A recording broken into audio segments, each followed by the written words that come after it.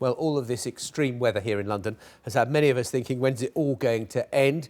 But if you're watching global somewhere closer to the equator, or if you're getting a signal from the South Pole, you might be thinking, what on earth is all the fuss about? Well, let's get the view from the world's newsroom and join Tom Donkin, who is there for us now. Tom, looking very cool. Yeah, John, I mean, it's hard to complain about this sort of weather, but it really has been so hot. I was actually surprised yesterday when I got a text on my phone from the NHS, the national health provider here in the UK, reminding me to keep warm. Really gives you an indication of how hot it actually has been. And I'm joined by two of our colleagues from the BBC World's Newsroom who know a little bit something about hot weather, and that's BBC's Arabic science correspondent, Mohammed Taha, and also Veronique Edwards from our programme Newsday. Now, I just want to settle a bit of a dispute that was going on before. Mohammed was saying that it's hotter across the Middle East, whereas Veronique was saying it's much hotter across Africa. What is it, guys? Which one? Yeah, I think it's boiling in the Middle East at the moment.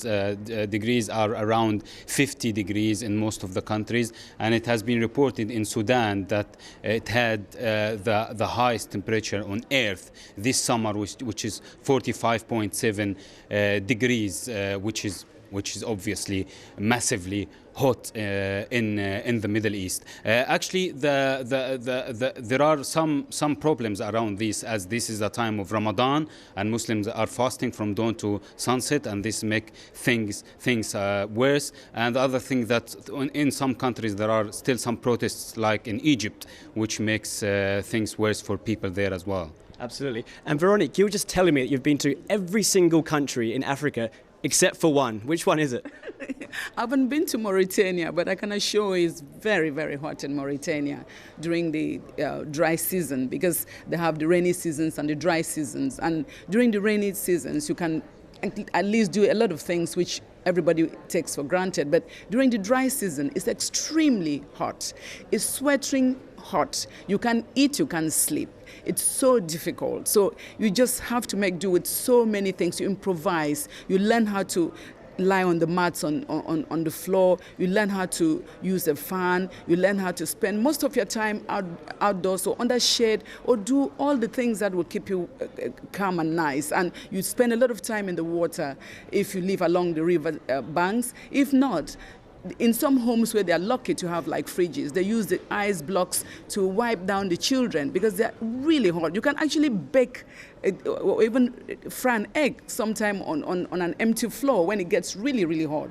So you find it very difficult to breathe, and that's not very, very healthy to live in such conditions. Now, we've had some really hot weather here, and I'm sure if you go down the street to Oxford Circus in central London, people will be saying it's unbearable. How do you find it here for this last week and a half? For the last 2 days, it's been terrible. I've not been able to sleep well, but that's nothing compared to people who live like in Sahel areas of the world, like in North Africa. It's terribly hot there. The sun comes with the sun dust, and then you find it really hard to do anything. So like in some parts of North Africa I've traveled to, children have to go to school very early in the morning, and before 9 o'clock they come back because it's just difficult for them to concentrate. They can't do anything. They just fall off like flies.